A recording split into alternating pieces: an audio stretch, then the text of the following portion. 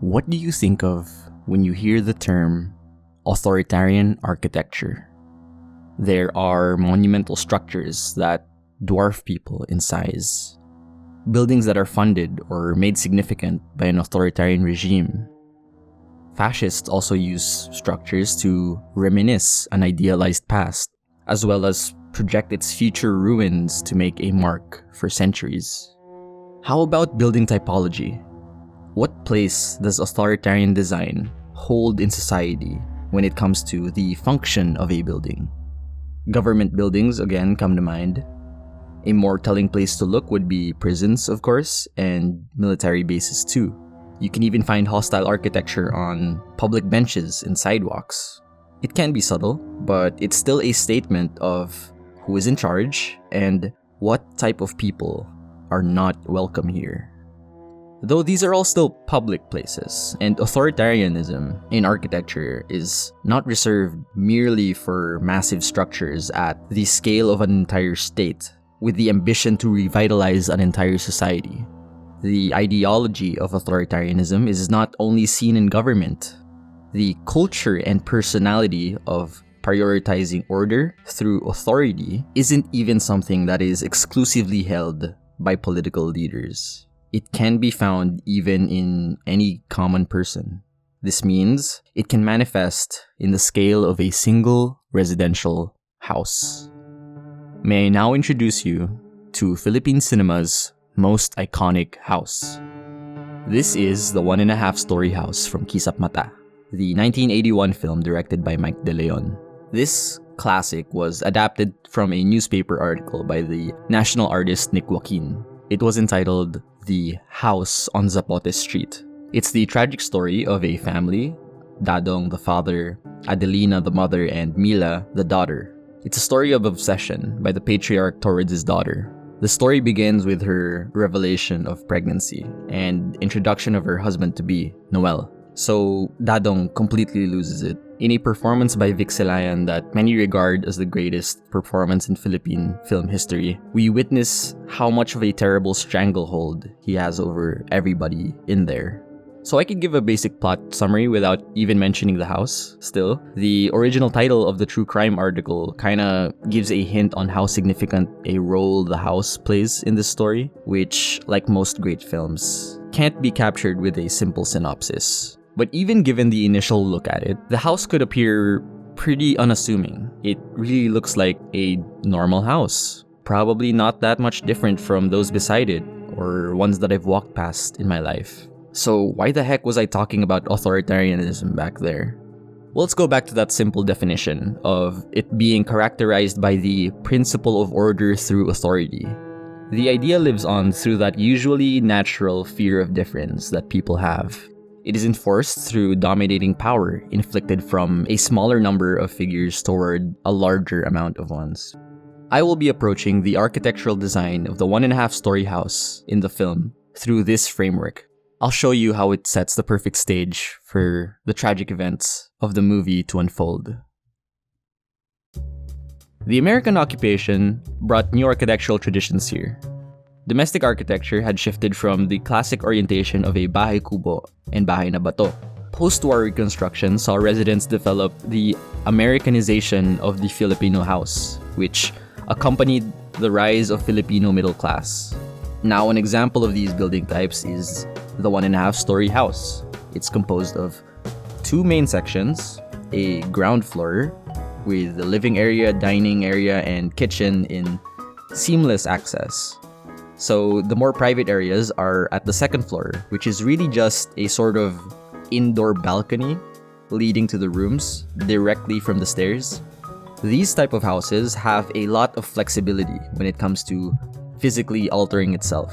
The roof systems can be varied, extra rooms, and a second floor extension could be made.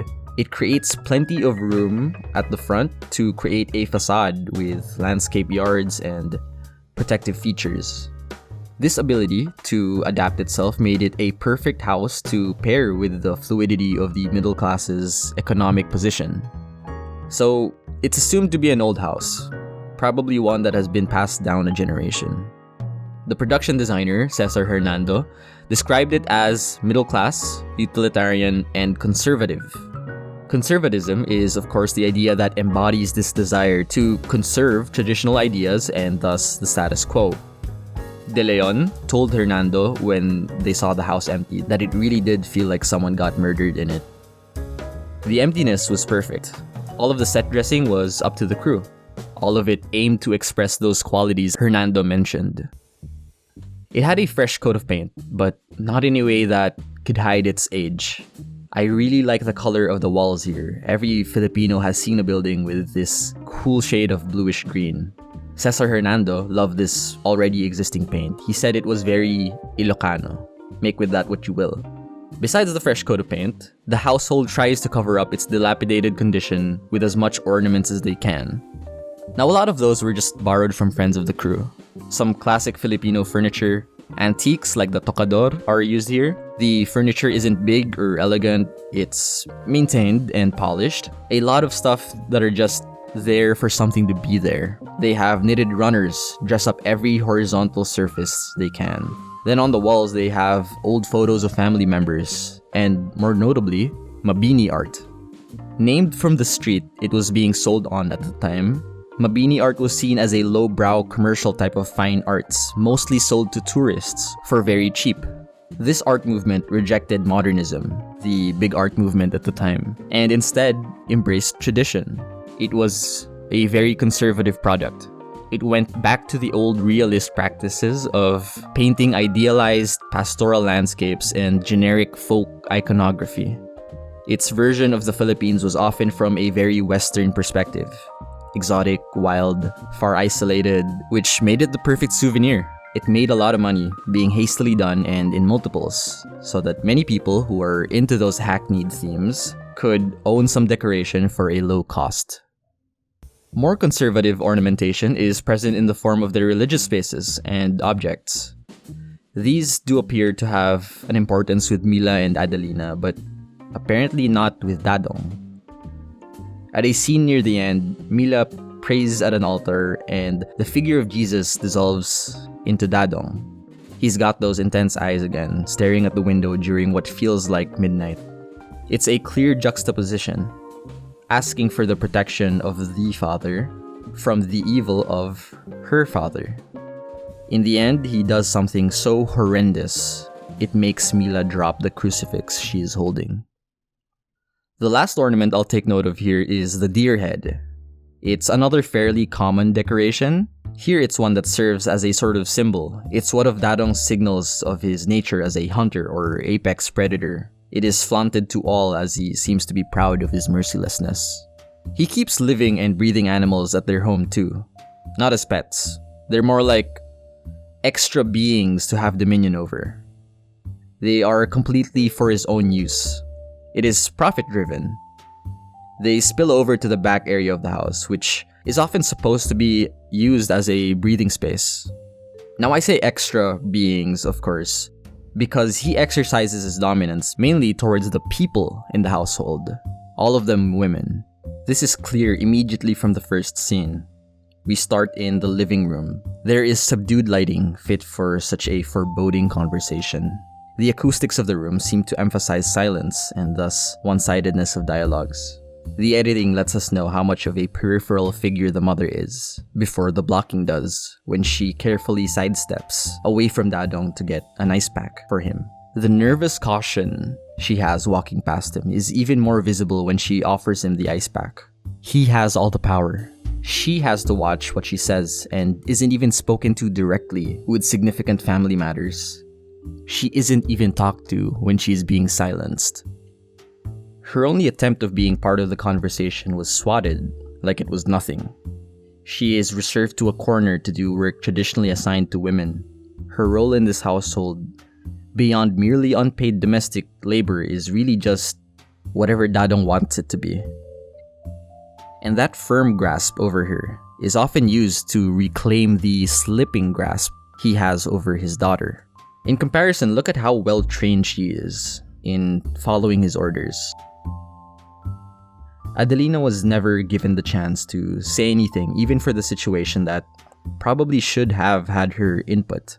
But she does actually talk to someone there. By there, I mean back there, in the kitchen. But she does speak, and with some conviction too. She tells their household help, Onyang, to leave. Now, if Adelina can boss Onyang around, just imagine what Dadong could do. Well, late enough into the movie, you'd probably wish you hadn't asked. Treated as even more despicable by authoritarians, though, are people they actually see as a threat. This is the outsider. This is Noel. We get the same introduction to Noel as Dadong does. It's when Mila says who got her pregnant, so it's not the most flattering first impression, which made their first conversation very exciting. We start at the worm farm at the back of the house, where Dadong playfully remarks that he'd put Noel's salary to shame, even in his retirement. He has questioned Noel's financial ability many times at this point, and when Noel reassures that he and Mila would support each other to make ends meet, Dadong just immediately responds by pointing out Noel being shorter than Mila, then follows it up with more intimidation. He never misses a chance to point out some kind of inferiority, but it just really says a lot more about him and his perception of ideal masculinity, which he is probably the pinnacle of. Like the time he makes fun of Noel for not being fit to be a policeman, and also being too concerned about his wife to drink more alcohol. He relays these assessments of Noel, ultimately, to being unfit for his daughter. Noel's family comes over for the request of blessing for marriage. Dadong has central control of the conversation. The blocking says this again. It's also an actual tradition here in the Philippines. This spot is called the cabecera. It's at the center of the table and reserved for the patriarch. Dadong requests a large 10,000 peso dowry, which just further drowns the dinner with more apprehension and drowns Noel in debt. His imposition of power is again one-sided. To have a fear of difference is to attempt to preserve the status quo. This is to prioritize order. Our fear of difference is exploited by authoritarian regimes to antagonize an outsider group. There will always be an other to be afraid of. Their intrusion is pointed at as the cause of all social disorders. This is really driven home through the most alarming part of the house at first glance, which is the corroded steel gate and cement walls garbed in barbed wires, like a prison. In his book, Discipline and Punish, Birth of the Prison, Michel Foucault analyzes the power relations present in our contemporary penal structures and disciplinary systems. He argues that discipline is not the top-down application of direct coercion to control, but instead power used in a way that makes the individual regulate themselves. Now, to exemplify this disciplinary system, he brings up a specific form of a prison designed by Jeremy Bentham. This is the panopticon. The core elements of the design begin with separated prison cells that encircle a tower. The prisoners in these cells can only see the tower in the center, while the prison guard inside the tower can see into every single cell. The prisoners can only see the tower, yet not into the tower. They wouldn't even know if the guard is really there watching, and will safely assume that they are always watching. It's designed based on the idea that knowing you are visible would be enough to keep you in line. Discipline by way of paranoia. We can see a similar dynamic in the setup of the 1.5-story house. From where Dadong usually sits in the movie, he is able to see everything. The living room directly views all of the supposed private spaces. It faces the most crucial point of the interior movement, the split-level balcony hall that serves access to the rooms and the stairs that bridge the first level to the next. It is a notable element of discomfort. There are 4 principles present in the design of the panopticon. There is pervasive power, which means that it can see through everything. And then there's obscure power, which means that the prisoners can't know when, how, or why they are seen. This goes hand in hand with the principle of structural violence. That is when systems in place make the prisoners discipline themselves. This is as opposed to, or rather having more priority than direct violence, at least most of the time. And finally, structural violence is profitable. Prisoners will be efficient workers through these systems. You can pretty much make them do anything.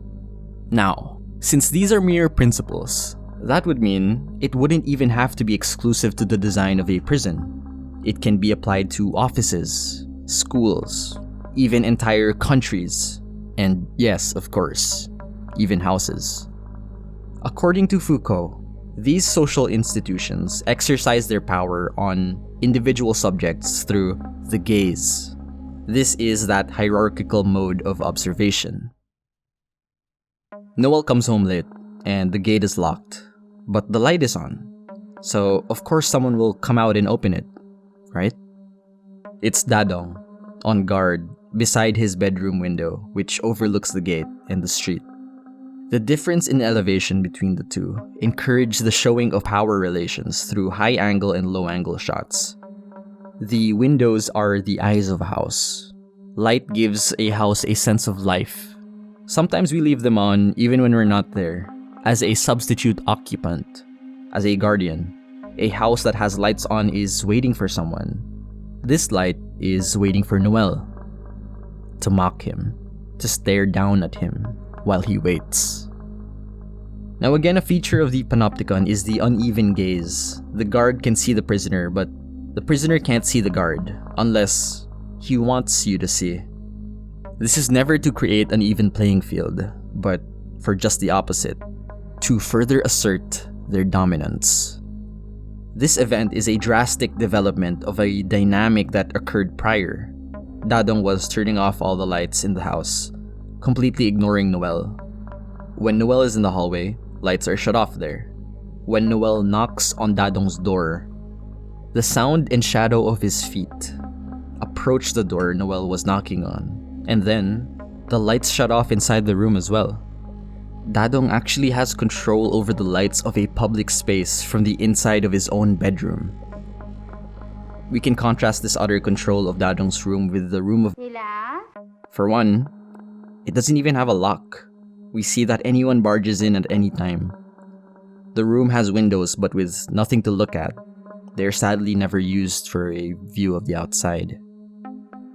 Windows, besides letting you have a peek into the inside of a house, can already tell you a lot about how that house functions and how the inhabitants live.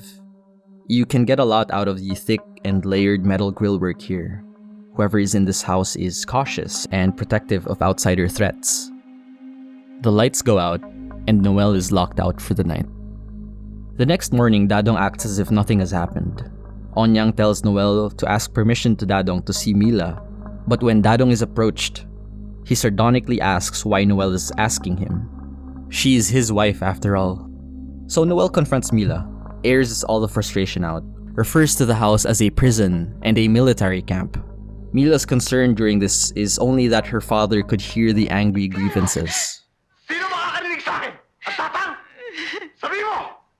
Sabi mo! Ang tatang! Ang tatang! The gaze does not only refer to vision. We hear the loud laughter of Dadong and his cronies pierce through the walls and interrupt Mila's thoughts. Meanwhile, as we've established, the women always appear to be tiptoeing around their house, especially at the bend of the stairs that require you to go so close to Dadong's room. No one can go up or down without risk of him knowing. There is a nervous pain when we watch Mila have to pass through the only way down. Under his watch too is the only way to reach the outside. He puts up a barricade on the main door every night like clockwork.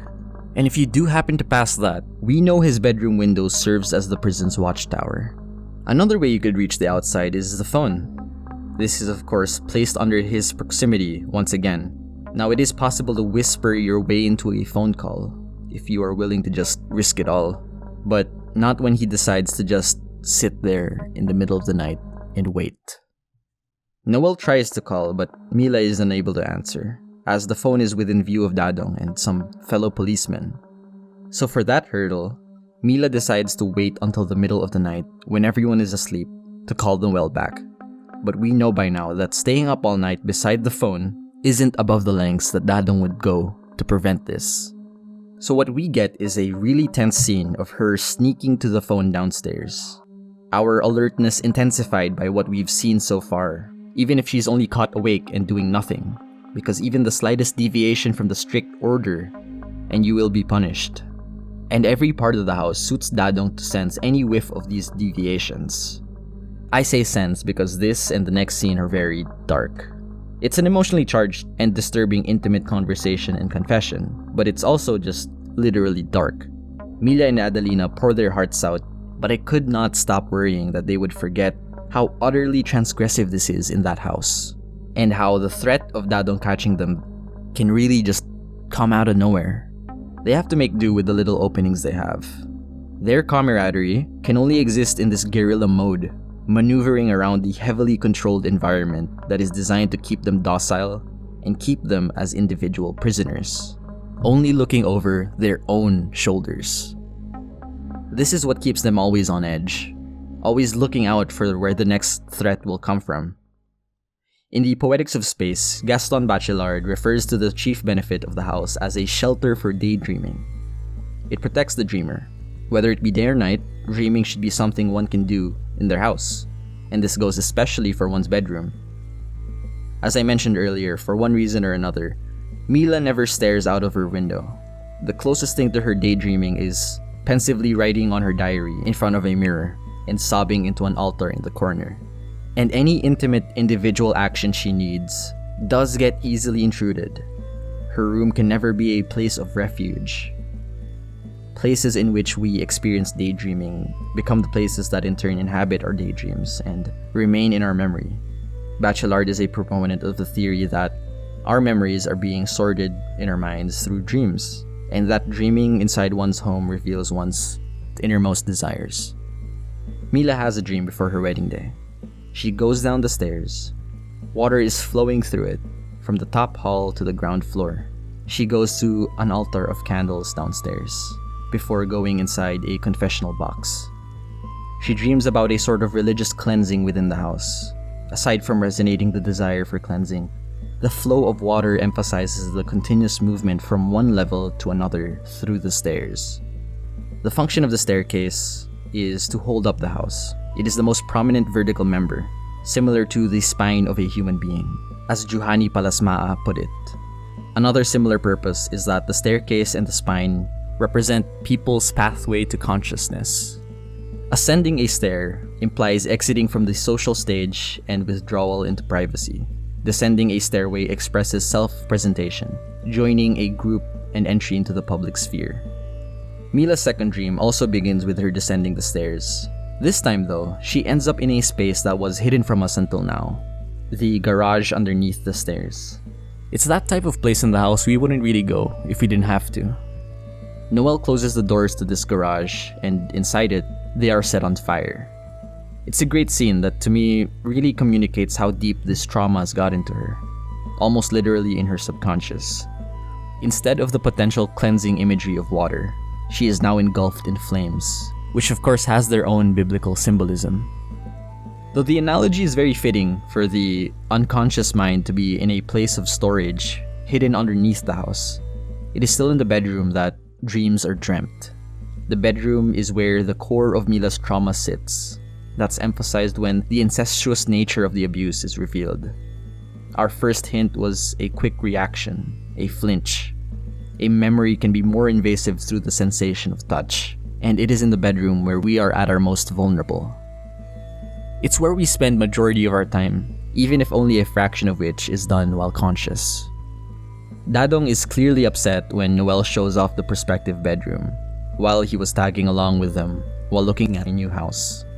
He has to make himself a part of everything still.